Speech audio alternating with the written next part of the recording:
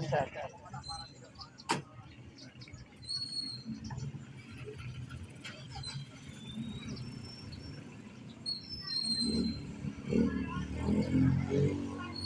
Praise God, praise God. Mapagpalang umaga muli dito sa mga taga San Jose.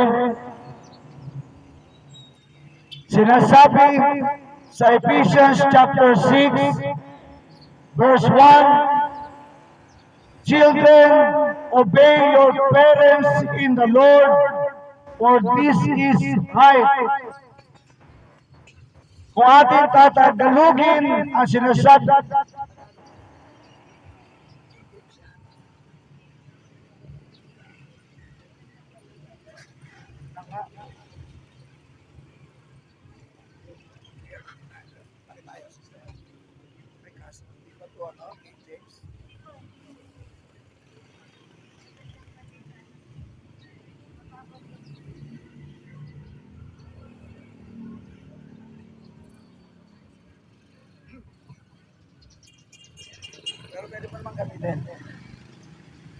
sinasabi sa Ephesians chapter 6, verses 1, Children, obey your parents in the Lord, for this is right.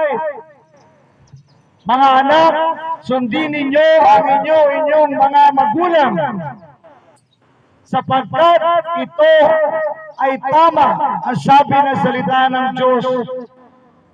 Tayo po lahat ay mayroong mga magulang. Wala sa atin dito ang walang magulang.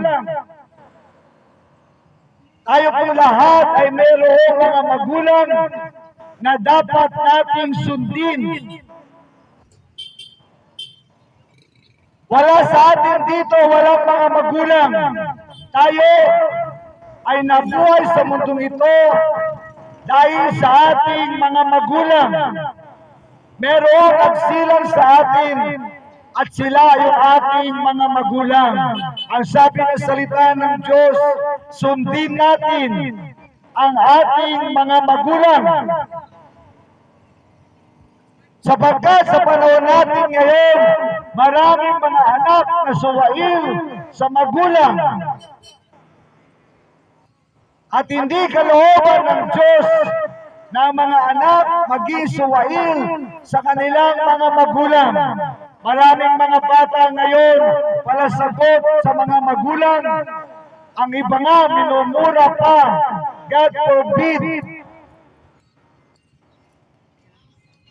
Kaya po, ang mga anak ay dapat sumunod sa mga magulang. Bakit pinasusunod tayo ng Panginoon sa ating mga magulang?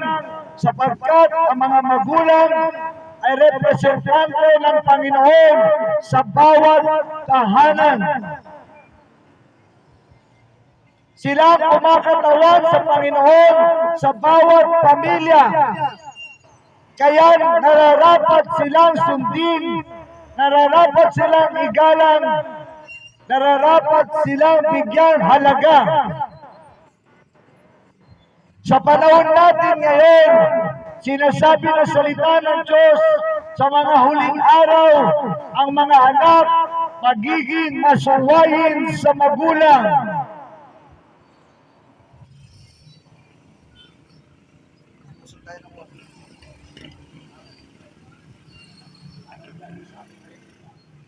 Kaya nga po, mga taga San Jose,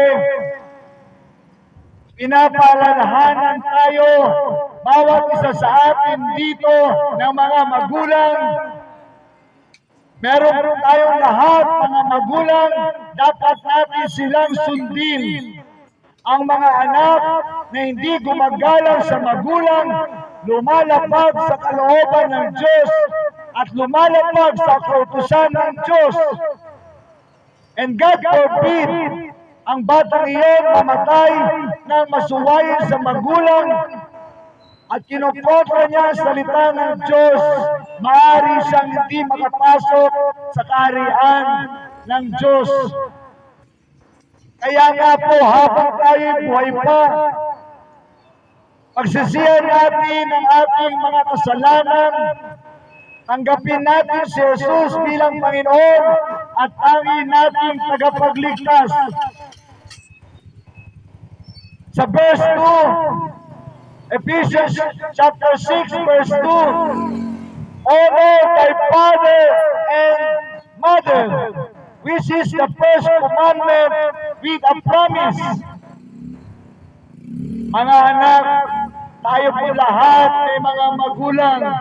I-honor daw natin, igalang daw natin, respetuhin natin ang ating mga magulang. Huwag tayong pasaway, huwag tayong suwain sa ating mga magulang. Sapagkat pag sinusuway natin ang ating mga magulang, para sinasabi mo, susuwayin ko rin ang Panginoon na nagsabi sa akin na sundin ang aking mga magulang. Ako po ay magulang din. Nais ko rin ang aking mga anak. Ginagalang ako ng aking mga anak. Hindi po ba? Walang magulang dito na nais mo, ikaw ay binabastos ng iyong mga anak. Hindi ka nirespeto. Kaya naman ang salita ng Diyos nagbabanggit sa atin na tayo ay mahalin natin ang ating mga magulang. Igalang natin ang mga magulang, which is the first commandment with a promise. The first commandments with a promise, ang sabi ng salita ng Diyos. Ang Panginoong Jesus, sa pamamagitan ni Pablo ay sinasabi, honor thy father and mother. Kapag hindi mo ino-honor ang iyong mga magulang, ang tatay at nanay mo, isa kang suwail na anak. At dapat kang mag-repent sa iyong mga kasalanan at umpisahan mo nang galangin ang iyong magulang. Sabi sa verse 3, that it may be well with thee, and thou mayest live long on the earth. Ang mga anak daw na sumusunod sa mga magulang, ang sabi nito, hahaba ang kanilang mga buhay. Kaya maraming mga anak ngayon, napapadali ang buhay dahil masuwayin sa magulang. Hindi naman natin sinasabi, walang magulang na hindi nagkakasala. Meron ding mga magulang na hindi naman sila perfecto. Subalit ang anak na sumusunod sa salita ng Diyos, ang Panginoon ay nagagalak at siya ay pagpapalain ng Panginoon.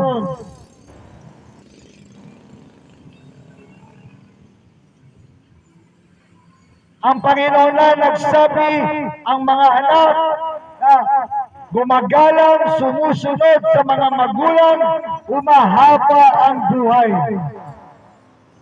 Sapagkat ang Diyos ay nagagalak sa kanila, pinahaba ang kanilang mga buhay. Sa panahon natin ngayon, on the last day, ang sabi ng salita ng Diyos, on the last day, children will be disobedient to the parents. Kung ikaw ay anak ngayon at ikaw ay masuwayin sa iyong mga magulang, repent.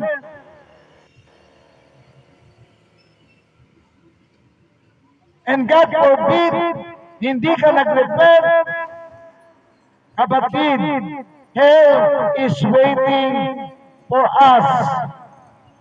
Yung pong katotohanan, ang salita ng Diyos ay dapat tuwirang binabanggit. Ang Panginoon mapagmahal.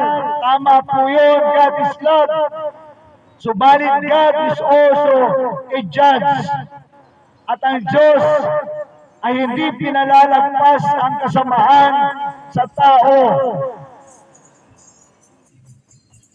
Kaya nga merong salita ng Diyos, binabanggit ang salita ng Diyos at pinapahayag ang salita ng Diyos para sa ikatututo ng mga tao, para sa kaliligtas ng mga tao. And verse 4, ang sabi dito, Ephesians 6 verse 4, and you fathers, provoke not your children to wrath. Gayon din daw ang mga tatay. Ang mga tatay huwag din ipoprovoke ang kanilang mga anak sa galit. Kaya nga po mga tatay, nakagaya ko, tayo po ay responsable sa ating mga pamilya, sa ating mga tahanan. Tayo po ay dapat maging good example din sa ating mga anak. Minsan kasi, tayo rin nagiging dahilan para hindi tayo galangin ang ating mga magulang. And God forbid din sa mga tatay na gumagawa ng masama sa kanilang mga anak. Sabi ng salita ng Diyos, fathers, provoke not your children to wrath,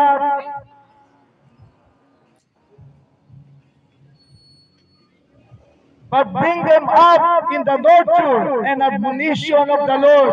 Mga tatay, tayo daw ay dapat good example sa ating mga anak. Palakihin natin sila ng may takot sa Diyos, sumusunod sa Panginoon at sa Kanyang mga salita. Subalit, paano ito mangyayari kung ikaw mismo na tatay o nanay ay hindi at wala pang relasyon sa Panginoong Hesus? Dapat ang mga tatay ang unang-unang lumapit sa Panginoon. Ang unang-unang dapat makipagrelasyon kay Hesus. Ang unang-unang dapat humingi ng tawad sa kanyang mga kasalanan at tanggapin niya si Jesus bilang Panginoon at tanging niyang tagapagligtas. Dahil kung hindi niya ito gagawin, ano ang ituturo niya sa kanyang anak? Baka katitisuran lamang siya ng kanyang anak. Kaya nga, provoke not your children to wrath. Ang mga tatay, responsibilidad natin palakihin ang ating mga anak sa tamang aral ng Panginoon. Kanina, bago ko pumunta rito, medyo na-flat yung aking gulong. Dumaan ako sa isang vulcanizing.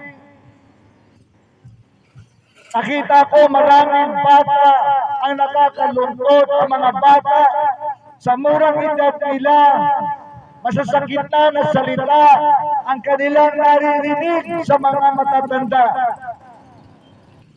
Nabagbag yung aking damdamin, kaya sabi ko, kailangan ko itong ipahayag. Mga magulang, huwag nating inumura ang ating mga anak sa batang kaisipan nila. Naisip ko na lang siguro dahil sa hirap ng buhay nila. Subalit, hindi po rason yun upang ang ating mga anak ay ating mumura-murahin na lang. Lalo na yung mga batang musmus pa. Nakakalungkot. Siguro yung mga bata na yun, ang edad ay 5 years old. Kagaya ng mga bata ito. Pero nakakarinig na sila ng mga mura ng kung ano-ano sa mga matatanda. God forbid. Mga magulang, be responsible parents. Huwag ka magkaanak kung hindi mo kaya palakihin ang maayos ang anak mo. Ang pag-aasawa ay hindi lamang sarap. At pag nagkaroon ka na ng maraming anak, mumura-murahin mo lang at sasabihin mo ang hirap ng buhay. Mga magulang, mag-anak ka lang ang kaya mong buhayin. Huwag kang makasarili at isipin mo lang ang kaligayahan mo. Pagkatapos paglabas ng mga bata, magsasuffer sila sa hirap at masasakit na salita ng mga magulang. Kaya nga ang Bible, inuna ang mga bata. Subalit sa uli, pinapaalalahanan tayo matatanda na tayo mga matatanda, mga tatay, mga nanay, mahalin natin ang ating mga anak. Sa murang edad nila, pakitaan natin sila ng good example. Huwag natin sila pagsasalitain ng mga masasakit na salita na sa murang edad nila, natatanim sa isip nila yung mga bad words.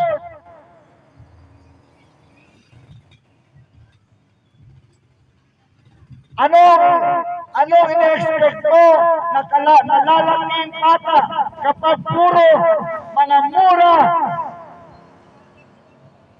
ang matatanim sa kanilang mga isipan?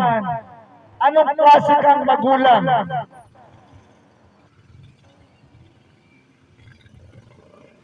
Sana bago ka nag-asawa, inisip mo yung bubuhin mong pamilya, dapat hindi naghihirap, dapat payapa, dapat sagana ang pamilya mo. Hindi yung gawa ka ng gawa ng anak, pagkatapos, pag malalaki na sila, mumura-murahin mo lang. God forbid. Kaya po mga magulang, provoke not your children to wrath. Kapag lagi mo siyang mumurahin sa murang edad nila, ano sa palagay mo, klase ng anak, magiging iyong mga anak? Kaya nga mga magulang, ang unang dapat lumapit sa Panginoon upang mabago ng Panginoon, sapagkat ang mga magulang na hindi nabago ng Panginoon, kawawa ang mga bata na lalaki sa kanilang mga piling.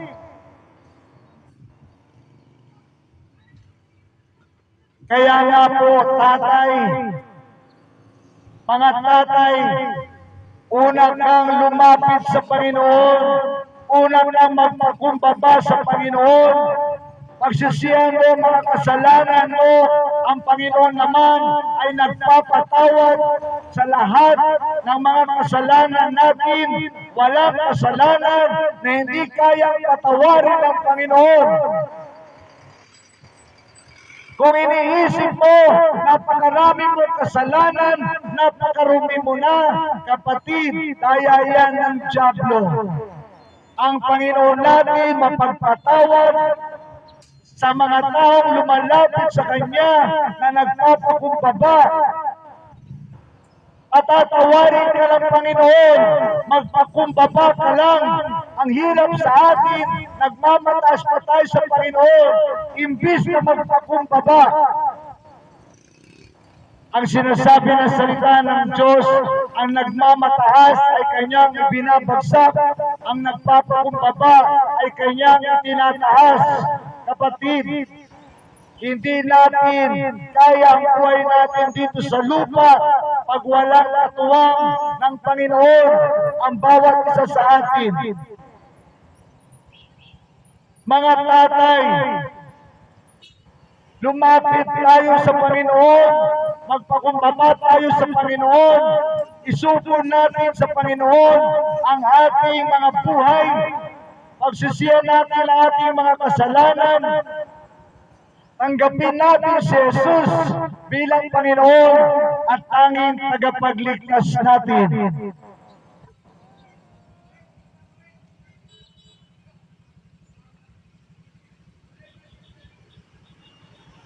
Kaya ang sabi ng salita ng Diyos, sabi ni Pablo, and they said, believe on the Lord Jesus Christ, and thou shalt be saved and thy house.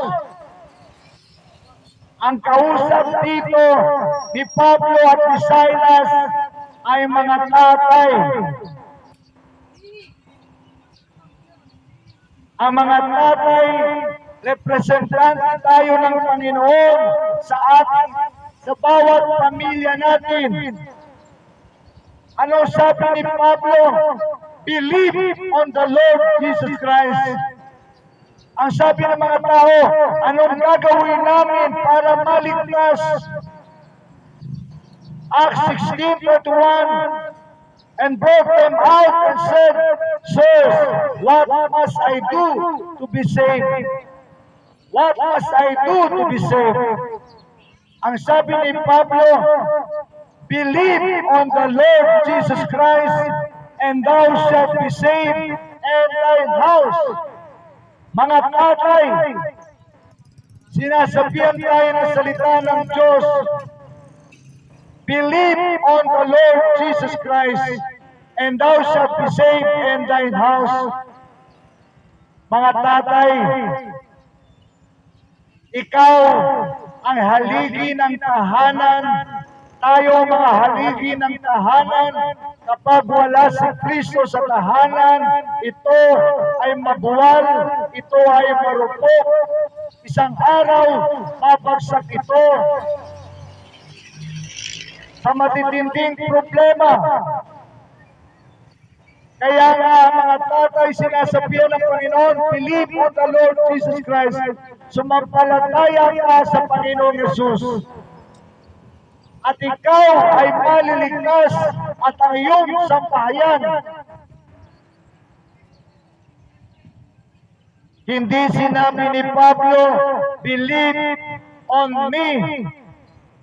Maging si Pedro, hindi niya sinabi, believe on us. But sinabi nila, believe on the Lord Jesus Christ, because Jesus is the only Savior of the world. Kapatid, pag meron ka pang ibang alam na tagapagligtas at hindi si Jesus Christ, nagsasayang ka lang ng oras mo, nagsasayang ka lang ng panahon mo, ng resources mo. Isang araw, wala ka ring kaligtasan. Without Jesus, walang kaligtasan.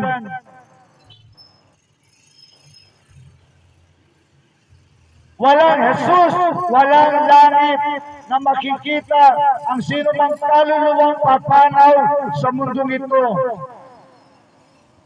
Mga taga San Jose, mapalad po kayo at kayo po ay nakakarinig ng salita ng Diyos. Ang ibang lugar hindi nakakapakinig. At once a week, pinapadala kami dito ng Panginoon sapagkat mahal ng Panginoon mga taga San Jose. Bawat pamilya dito sa San Jose ay nais maligtas ng Panginoon. Subalit, merong dapat gawin ang mga taga San Jose. Ang dapat nilang gawin, pagsisihan ang kanilang mga kasalanan at tanggapin si Jesus bilang Panginoon at tanging nilang tagapagligtas.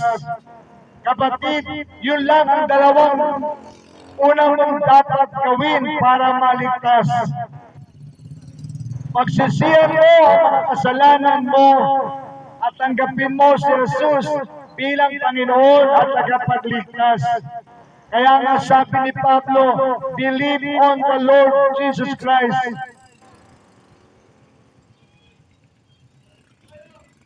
And thou shalt be saved and thine house. Kung nais mo maligtas ang sarili mo at ang iyong sambahayan, sumampalataya ka sa Panginoong Yesus.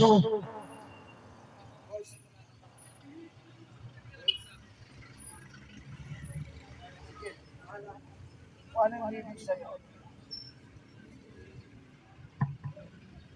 Hello.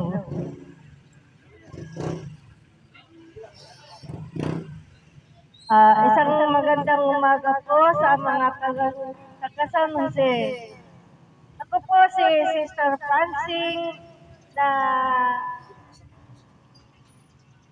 gusto ko lang pong ipahagi kung paano ko nakilala ang Panginoon. Nung ako po ay 13 years old, ako po ay nabarkada,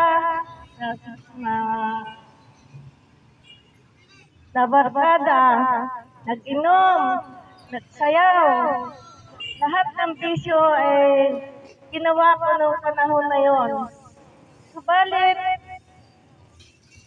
isang araw may nag-share po sa akin ng salita ng Diyos kung kaya tinanggap ko yung Panginoon bilang Panginoon at tagapagligtas ko. Ako po ay nagpapasalamat sa Panginoon